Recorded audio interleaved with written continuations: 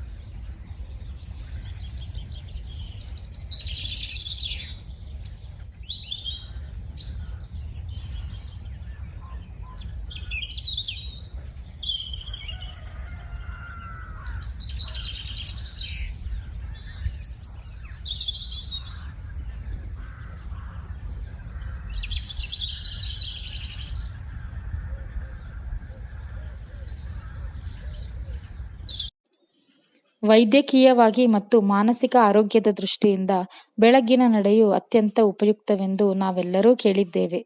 ಇಲ್ಲಿ ಅನೇಕ ಮಂದಿ ಬೆಳಗ್ಗೆ ನಡೆಯಲು ಬರುತ್ತಾರೆ. ಓಡಾಟ ಮಾಡುವುದರಿಂದ ಹಿಡಿದು ಯೋಗಾಭ್ಯಾಸ ಮಾಡುತ್ತಿರುವವರವರೆಗೆ ಎಲ್ಲರಿಗೂ ಇದು ಆರಾಮದಾಯಕ ಸ್ಥಳ. ಪಕ್ಷಿಗಳನ್ನು ಪ್ರೀತಿಸುವವರಿಗೆ ಇದು ಪರಮ ಸ್ವರ್ಗ. ಹಲವಾರು ಜಾತಿಯ ಸ್ಥಳೀಯ ಮತ್ತು ವಲಸೆ ಪಕ್ಷಿಗಳನ್ನು ಇಲ್ಲಿ ನೋಡಬಹುದು. ಇದರ ಕಲರವ ಮನಸ್ಸಿಗೆ ಆನಂದವನ್ನು ಉಂಟು ಮಾಡುತ್ತದೆ. ಕೆರೆಗೆ ಸುತ್ತಲೂ ಇರುವ ಹಸಿರು ಮರಗಳು ನೆರಳನ್ನು ನೀಡುತ್ತವೆ. ಮಧ್ಯ ಮಧ್ಯದಲ್ಲಿ ನೆಲದ ಮೇಲೆ ಬಿದ್ದಿರುವ ಎಲೆಗಳು ಪ್ರಕೃತಿಯ ಕಲೆಯನ್ನು ತೋರಿಸುತ್ತವೆ. ಕುಕ್ಕರಹಳ್ಳಿ ಕೆರೆ ಎಂದರೆ ಕೇವಲ ಒಂದು ಜಲಾಶಯವಲ್ಲ, ಇದು ಮೈಸೂರಿನ ಜೀವನ ಶೈಲಿಯ ಭಾಗವಾಗಿದೆ.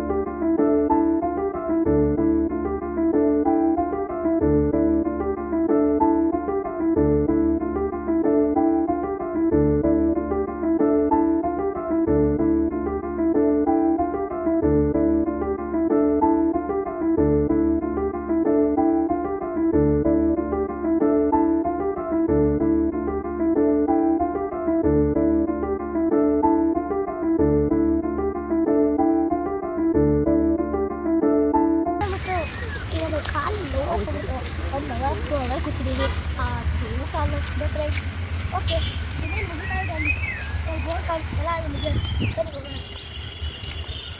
ಹಂಗೆ ನಾವು ಮೆರಿಟ್ಸ್ ಹೋಗೋಣ.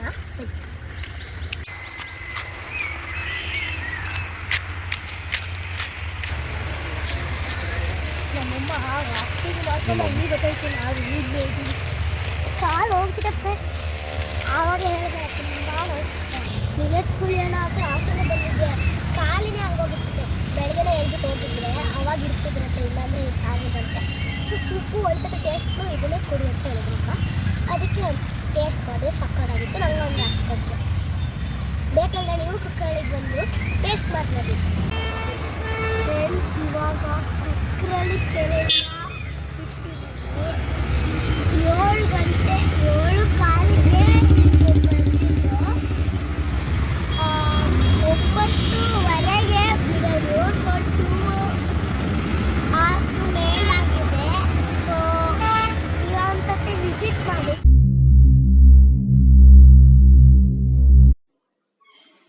ಇಲ್ಲಿ ಕುಳಿತು ತಂಪಾದ ಗಾಳಿಯನ್ನು ಅನುಭವಿಸುತ್ತಿದ್ದಾಗ ಮನಸ್ಸಿನ ಎಷ್ಟೋ ಭಾರಗಳು ಇಳಿದು ಹೋಗುತ್ತದೆ ಹಾಗೂ ನೆಮ್ಮದಿಯ ಒಂದು ಕ್ಷಣ ಸಿಗುತ್ತದೆ.